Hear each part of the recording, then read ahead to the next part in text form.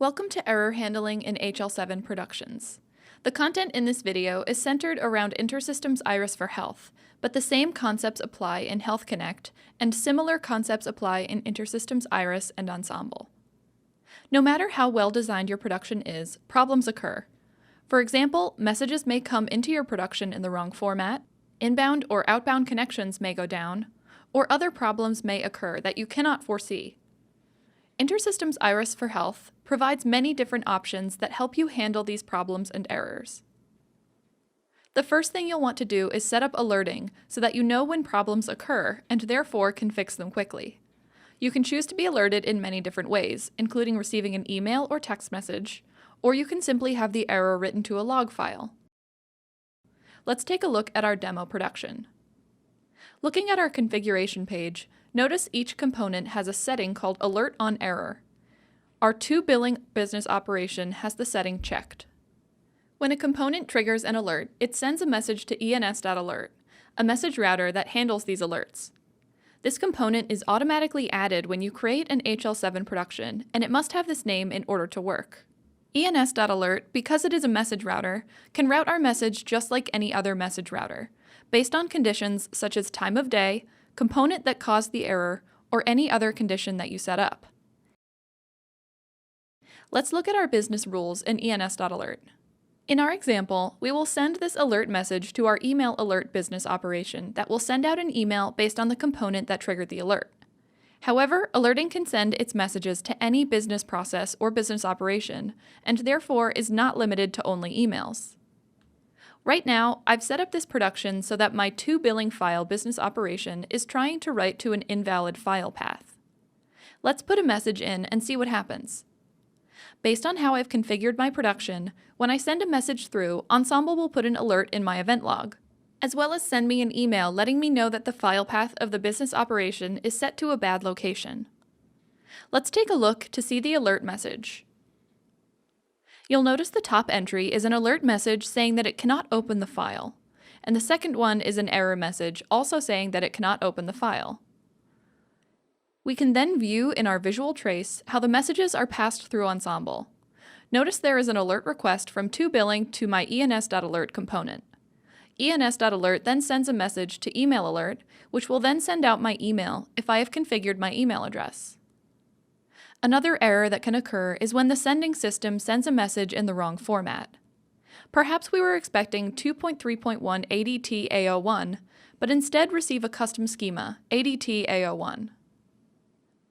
In order to trap this message as a bad message, we need to take a look at our message router's validation setting.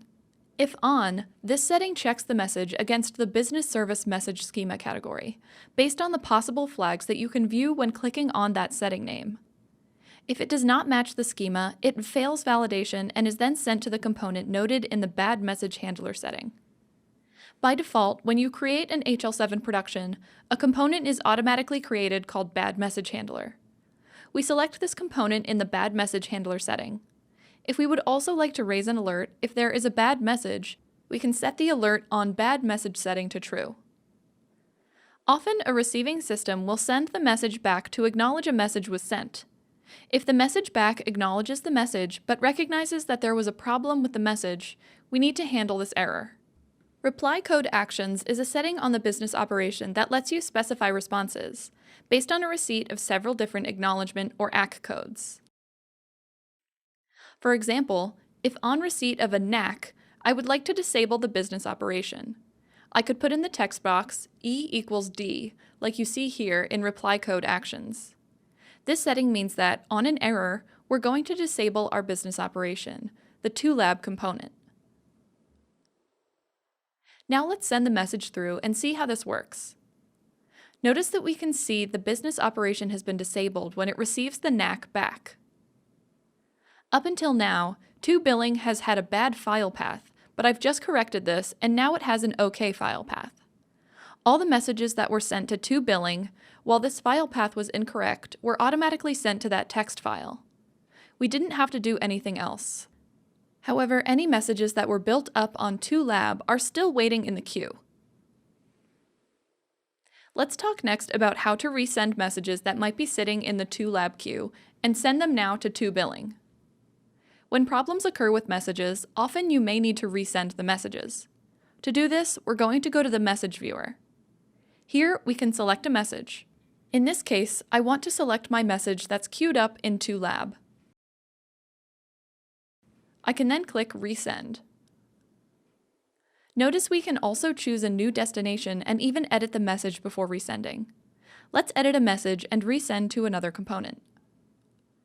I can change values in this document, and then at the bottom of the page, I can click Resend.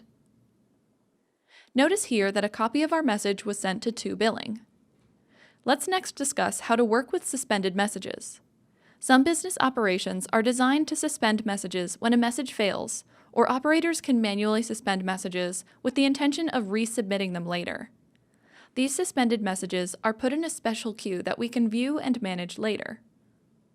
My business operation is currently in a retry state because my file path is set to an incorrect file path.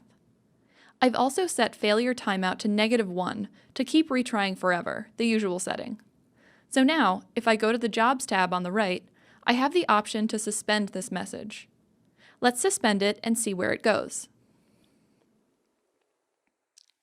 Now if I go back to the management portal, I can view my suspended messages by going to Interoperability, View, and then Suspended Messages.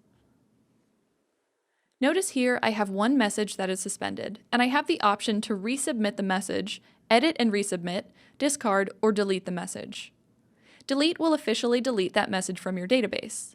Discard will leave that message to be viewed in the message viewer, but will put it in a discarded state.